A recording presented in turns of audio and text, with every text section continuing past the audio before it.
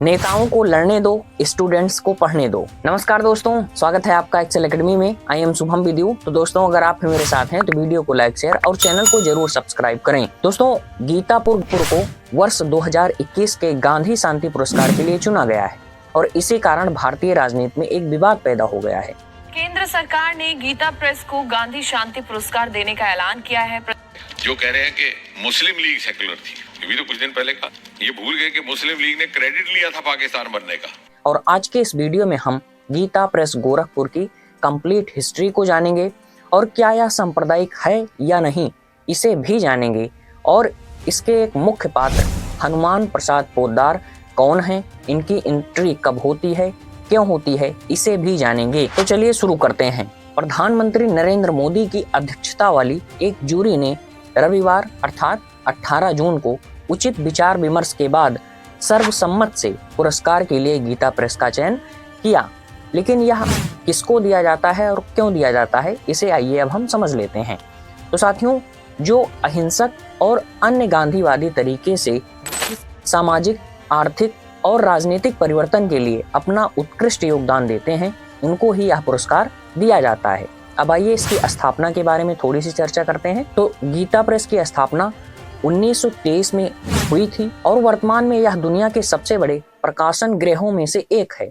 अपनी मासिक पत्रिका कल्याण की प्रतियों सहित इसने अब तक 15 भाषा में 1850 से अधिक धार्मिक पुस्तकों की लगभग 93 करोड़ प्रतियां बेची हैं, जिसमें खास तौर से गीता प्रेस ने तुलसीदास की रामचरितमानस की 3.5 मतलब 3.5 करोड़ से अधिक प्रतियां और श्रीमद् भागवत की 16 करोड़ से अधिक प्रतियां बेची हैं। मतलब इनकी खास जो उपलब्धि है और खास इनका जो कार्यक्रम है, वह डिटेल है, वह निर्भर है रामचरितमानस और श्रीमद् भागवत पर। और आप जान ही रहे हैं कि हिंदू धर्म में इन दोनों ग्रंथों का सबसे ज्यादा योगदान है। इनकी वेबसाइट का कहना है कि इनका मुख्य उद्देश्य गीता, रामायण, उपनिषद, पुराण, प्रख्यात संतों के प्रवचन और अन्य तरीकों से आम जनता के बीच सनातन धर्म को बढ़ावा देना, उनके सिद्धांतों को प्रचारित करना ही है।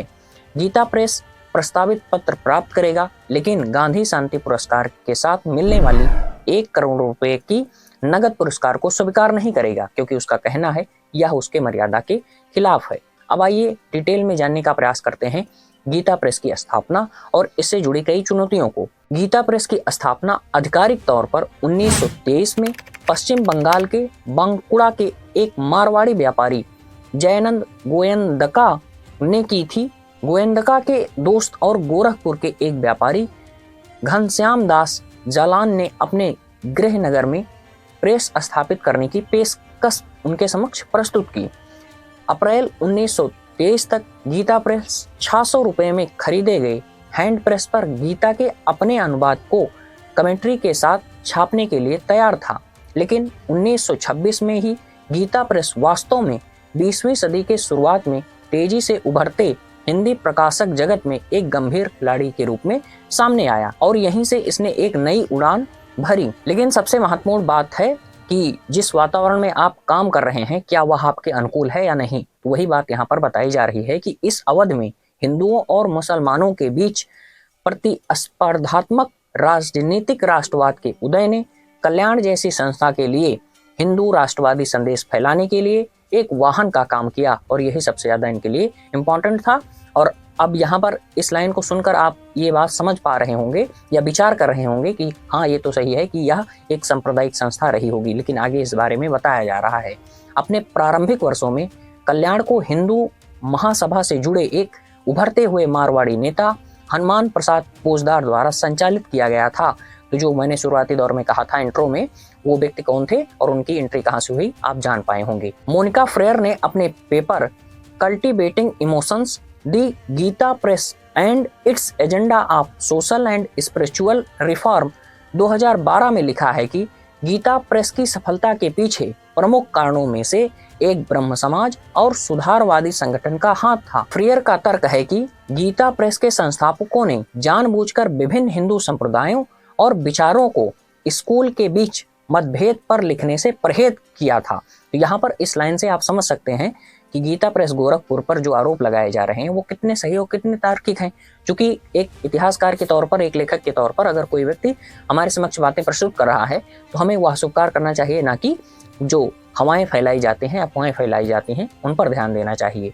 और इसके बाद बताया गया कि महामारी के दौरान जब दुनिया भर में पूरा संकट का कहर पसरा हुआ था, तब भी गीता प्रेस ने बहुत ज़्यादा विकास किया। द इंडियन एक्सप्रेस से बात करते हुए प्रवक्ता लालमणि त्रिपाठी ने कहा कि इन दिनों हर जगह ऐसी मांग है कि हम अक्सर इसे पूरा करने में असमर्थ होते हैं। इसके साथ साथ वित्तीय वर्ष 2022-23 में हमने अपनी पुस्तकों की 2.40 करोड़ से अधिक प्रतियां लगभग 111 करोड़ रुपए में बेची हैं। ये काफ़ी बड़ी उपलब्धि है इनके लिए, क्योंकि इनकी काफ़ी ज़्यादा मांग है। आप किसी भी धार्मिक पुस्तक के बारे में अगर चर्चा करेंगे तो वहाँ पर जब गीता प्रेस लिखा रहता है तब हमें काफ़ी ज़्यादा संतुष्टि होती है। इसके साथ साथ त्रिपाठी जी ने बताया कि गीता प्रेस हर साल रामचरितमानस की लगभग 10 लाख प्रतियां बेचती है। इसके अलावा कल्याण के पास वर्तमान में लगभग 1.60 लाख प्रतियों का प्रिंट ऑर्डर दिया गया है। इस वर्ष में इसने कल्याण की 17 करोड़ से अधिक प्रतियां बेची हैं। आशा करता हूं आपको यह जानकारी काफ़ी रोचक लगी होगी। अब यहाँ पर जो पक्ष और विपक्ष वाली बात है, तो यहाँ पर जो कांग्रेस है वह क्या तर्क दे रही है, वह क्या आरोप लगा रही है, उसको हम समझने का प्रयास करते हैं। अब दोस्तों आइए शुरू करते हैं। गीता प्रेस को पुरस्कार कांग्रेस ने क्यों बताया इसे उपहास। वर्ष 2021 के लिए गांधी शांति पुरस्कार गीता प्रेस को दिए जाने की आलोचना कांग्रेस ने की है। कांग्रेस इस फैसले पर सवाल खड़े करते हुए इसे उपहास बताया। कांग्रेस महासचिव जयराम रमेश ने सोमवार को कहा कि 2021 के लिए गांधी शांति पुरस्कार गोरखपुर में गीता प्रेस को प्रदान किया जा रहा है, जो इस वर्ष अपनी शताब्दी वर्ष मना रहा है। दोस्तों 1923 में इसकी स्थापना हुई और आज 2023 चल रहा है, मतलब 100 वर्ष इसने अपना कंप्लीट कर दिया। वही बात जयराम ने कहा कि यह आज अपनी शताब्दी वर्ष मना रहा है।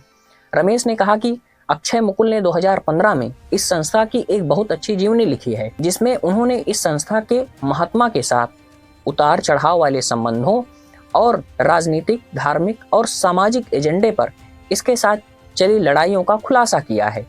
कांग्रेस नेता ने यह कहा कि यह फैसला वास्तव में एक उपहास है और सावरकर और गोडसे को पुरस्कार देने जैसा है। इसके बाद असम के सीएम हेमंत जी ने कहा कि कर्नाटक में मिली चुनावी जीत के घमंड में चूर होकर कांग्रेस अब भारतीय संस्कृति पर खुला प्रहार कर रही है। वह चाहे धर्मांतरण विरोधी कानून को रद्द करना हो या फिर गीता प्रेस की आलोचना करना हो, भारत की जनता निश्चित रूप से दुगने शक्ति के साथ कांग्रेस के ऐसे प्रयासों को नाकाम करेगी। तो आशा करता हूँ आपने पक्ष विपक्ष सब कुछ देख लिया, सब कुछ समझ लिया। मैं आपसे बार बार कहता हूँ कि हमें एक सिक्के का एक ही पहलू ना दिखाया जाए, हमें सिक्के का दोनों पहलू दिखाया जाए, जिससे कि हम वास्तविक घटनाओं को समझ सकें। तो आशा करता हूँ यह जानकारी आपको काफ़ी रोचक लगी होगी और वीडियो को अधिक से अधिक लोगों तक जरूर शेयर करें। और मैंने बार बार इस बात को भी रिपीट किया है कि जो करंट के टॉपिक होते हैं उसमें राजनीति बहुत ज़्यादा इन्वॉल्व होती है और हमें राजनीति में ना पड़ते हुए इस पक्ष के व्यक्ति क्या कह रहे हैं, इस पक्ष के व्यक्ति क्या कह रहे हैं, दोनों पक्ष के व्यक्तियों की बातों को समझना और सुनना चाहिए, जिससे कि हम समालोचनात्मक विवरण प्राप्त कर सकें, अध्ययन कर सकें। इसीलिए मैं आपसे कहता हूं कि वीडियो को अधिक से अधिक लोगों तक जरूर शेयर करें, जिससे लोग नफरते इतिहास के बजाय समालोचनात्मक इतिहास जान सकें।